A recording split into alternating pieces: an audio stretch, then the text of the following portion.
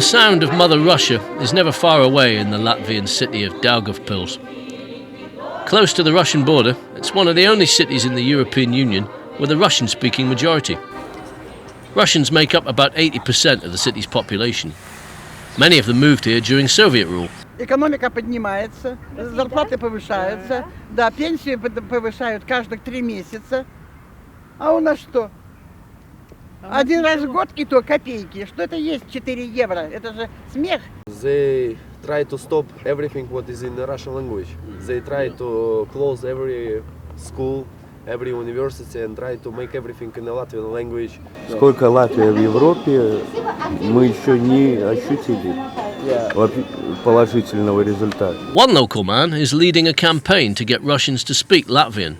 Andreas Faibusevic owns the artillery bar, where speaking Russian is actually banned. He remembers life in the city in Soviet times. You could have been beaten just because talking Latvian on the street loudly, and kind of this bar wouldn't be at all possible. We just decided that we will die, but we will prove that the Russian is actually not needed in Latvia. Same like it's not needed in Britain to run a business. And we ended up that that's true. There is no need. For some of these Russian speakers that was a shock. But after the first drink they decided that actually nobody has them here. And they are not less Russian if they speak Latvian. Which was absolutely opposite of the propaganda which was said to these people for years. 150 miles downstream, Latvia's capital, Riga, sits on the same river Daugava. Here, Russian speakers are in a minority, and most people are proud that Latvia is part of both the European Union and NATO. This cellar bar plays patriotic Latvian folk music.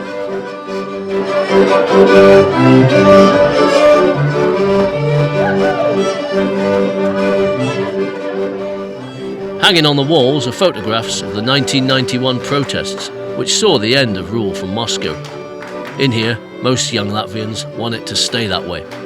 It's quite alright on a personal level with the new generation of Russians. I have a few friends who are Russian, and it's good, quite. But there are those like families who are so deep into like, I'm Russian, my kids are going to be Russian, they don't need to learn Latvian and everything. The old generation, they're the ones doing the most of the aggression.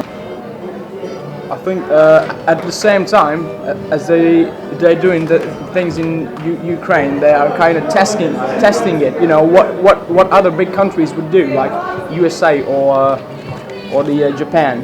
So yeah, if they don't interfere like in a military way, so they would just continue, you know, taking probably even occupying Latvia again, also, you know.